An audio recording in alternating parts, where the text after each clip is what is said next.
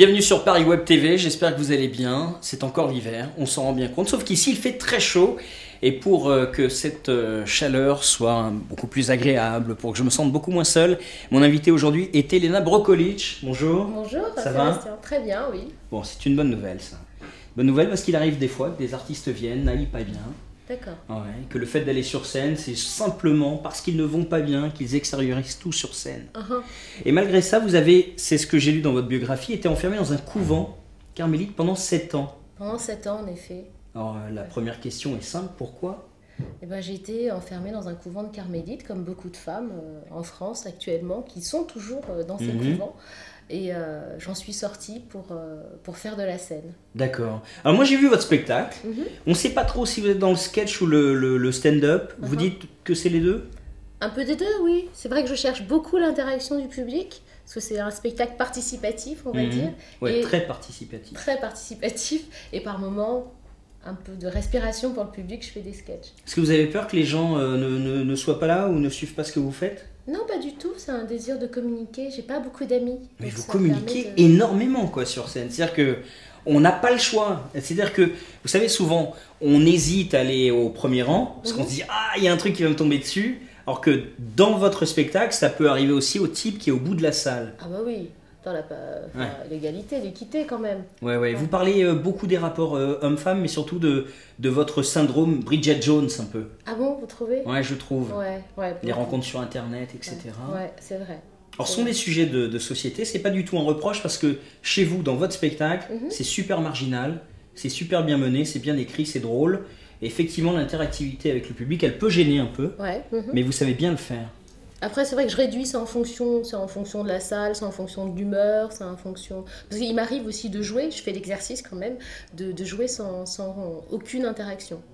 Sauf au moment du speedfucking, c'est obligé quand même. Ah oui, le speedfucking, ouais, effectivement. Vous l'avez fait, vous avez participé? Il y a eu à la fin, effectivement, il y a eu à la fin quelque chose comme ça. Et ça va, vous avez... Non, alors moi, il était trop tard pour que je vienne sur scène et que vous me trouviez quelqu'un.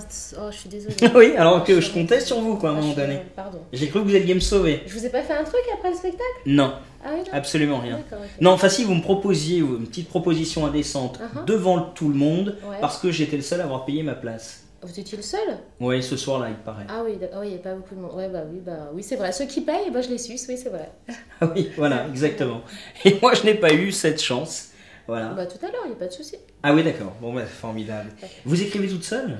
Oui, j'écris toute seule. Et là, je change un peu mon spectacle. J'ai inséré des sketchs un peu plus militants, parce que j'ai été un peu militante auparavant. Donc c'est important aussi. Enfin, un spectacle, c'est fait aussi pour dégager un peu...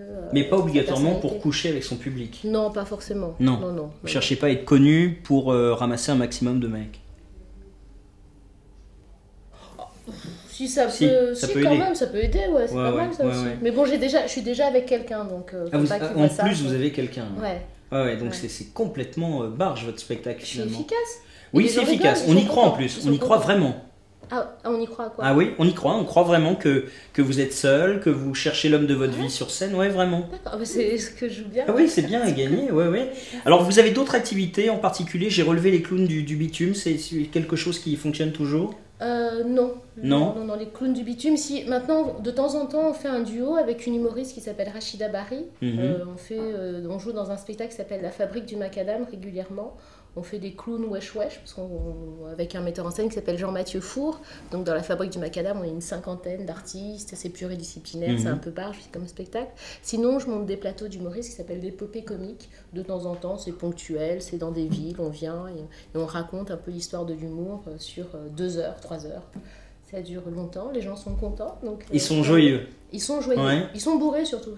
Les gens boivent aussi pour voir votre spectacle. Pour voir tous les spectacles. Oui, c'est vrai que ça aide. Moi, une fois, j'ai vu un spectacle qui n'était pas drôle et j'ai ri, vous voyez. Donc, c'est bien. Ouais. Non, comme quoi, vous avez des techniques aussi. Hein. Il faut être efficace. On va regarder un extrait que vous nous avez proposé tout de suite. Okay. Est-ce que vous pouvez dire aux gens qu'on va regarder un extrait? Vous allez voir un extrait. Voilà. Ma fille, l'esprit est en moi. Je le sens en moi. Écoute bien. Va au marché de Saint-Denis, chez mon oncle Alfred. Tu vas acheter une olive bien fraîche. Quand tu as acheté l'olive, tu penses à ton gars là et tu lui écris une chanson de ta main propre. Quand tu as fini, tu vas le retrouver. Tu lui chantes ta chanson. Il faut que tu t'habilles mieux que ça. Hein. Il faut sortir tes sangs de pygmée. Quand tu as fini ta chanson, tu vas vers lui, tu prends l'olive et tu lui mets dans le cul. Tu prends l'olive et tu lui mets dans le cul comme ça. Si tu y parviens, c'est que tu es près du but. Madame Sissou, à votre... Voilà, ça c'est l'extrait que vous avez choisi de nous montrer. Uh-huh. Vous voyez que c'est efficace. Ouais, j'espère. Vous avez des projets Au-delà du fait d'être programmé, on va en reparler. Ouais, alors j'ai plein de projets, donc il y a la programmation régulière et je joue régulièrement à Montpellier. Ah oui. Ouais, pourquoi Montpellier? C'est une ville... Parce que j'ai une amie Maurice qui est là-bas et qui m'invite régulièrement. J'ai joué déjà 4 dates à Montpellier et je joue là à partir de janvier, donc le 10 janvier, au mois de mars, lors de la journée de la femme, le 8 mars, au mois de mai également, les 10 et 17 mai, et au mois d'avril, les 12 et 19 avril. D'accord. Ça dans l'ordre, mais voilà. On revient sur Paris. À la chocolaterie, dans un théâtre qui s'appelle La Chocolaterie. La chocolaterie. Ouais, Vous aimez le chocolat? Ouais, voilà, ça tombe bien. Vous aimez ou pas? Ah, j'adore. Vous adorez le Vous chocolat? avez du chocolat à m'offrir? Non, non. Ah, d'accord. Non, rien du tout. Peut-être un Twix. Ok, sympa. Hein, voilà, D'accord. c'est déjà ça. Très bien. Vous jouez actuellement au Théâtre Populaire Rénitas, qui est un lieu que j'apprécie beaucoup parce que c'est une pépinière de jeunes talents.